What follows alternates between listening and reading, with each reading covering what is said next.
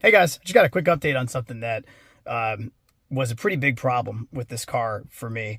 If you watched my previous videos, you might remember I mentioned that the biggest problem with this thing was the screen.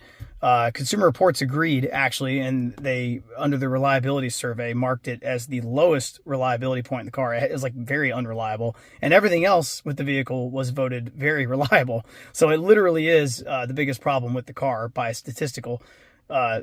statistical reports that they got. But I will say mine was a big problem, and I wasn't sure whether it was just mine or if it was all of them, and maybe the functionality was just kind of shoddy in general. With respect to it connecting to my phone over wireless Android Auto, with respect to it turning on quickly when the vehicle ignition is turned on, and just some other things too, like the backup camera. Was a little bit unreliable, actually. It took a little while to pop up, maybe 2 or 3 seconds sometimes. Sometimes it wouldn't come on at all. I knew that was a problem. That wasn't probably widespread because that's a safety issue. But long story short, these things allowed me to create a video and show it to the dealer. In fact, it's on YouTube. You can see that video if you look through my history. I think it was the most recent one I posted. And I went to the dealer and gave them the video and explained to them the problem. And they were able to get in touch with a TAS engineer at Toyota, and Toyota replaced the radio. So they called it the radio. My understanding is the screen is apparently separate from the radio. I think the radio is a component behind the screen somewhere. It's relatively easy to get to. It's not that difficult of a procedure, but they did have to get an approval from FTS in order to get it done. FTS did approve it. They shipped out the radio.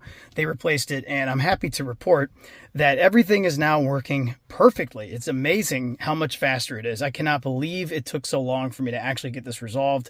I should have acted earlier than I did, but I didn't realize how big of a problem it was originally, and I didn't have the evidence to show what it was.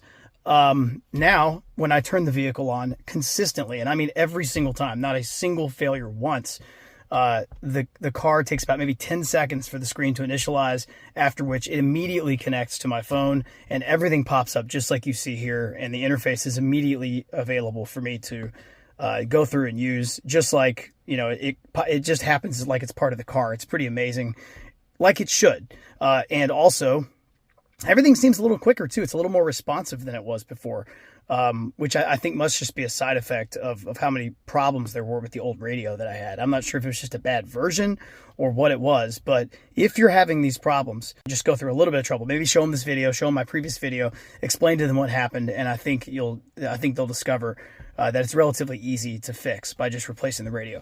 One little note though, and this is a caveat: when they first replaced mine, and this happened earlier this month, I got it back, and my data services like Drive Connect, the Wi-Fi hotspot, other things like that were not actually working. In fact, the time was wrong.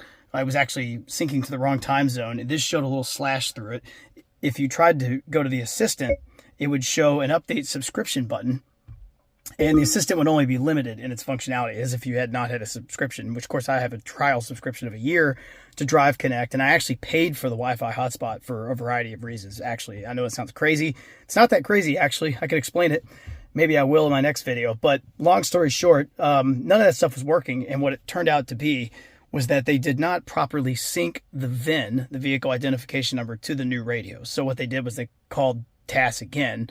TAS helped them sync the VIN. I'm a little bit surprised they didn't know how to do that, because they probably replace these boxes periodically in other 2023 Toyota vehicles. But that's all it took. Everything synced, came right back up. Happy to say that it did not affect the performance. I was a little worried that maybe after this stuff was functional again, the performance would go back down because it was loading all this stuff up. It did not. It's just as fast as it was. It's just as reliable as it was. I'm shocked at the difference. I really am. So anyway, I'll be coming back with a more complete video pretty soon here, actually, after I hit 10,000 miles, if you can believe it. I'm already almost at 10,000 miles of this thing, which is pretty wild. Just got it back in October, which is roughly 6 months ago, and I've already driven almost 10,000 miles. But I will come back with a full video with complete impressions of my first 10,000 miles with this car. Of course, I'll be taking into account the problems with the screen, but obviously that was probably an outlier, and it's something that can be corrected. So how do I feel about the car with the new screen? What do I think overall? Are there any other major problems? Is there anything that would make me change my mind about buying it again? I will answer all those questions within the next few weeks when I come back with that video. So thanks for watching, and talk to you then. See ya.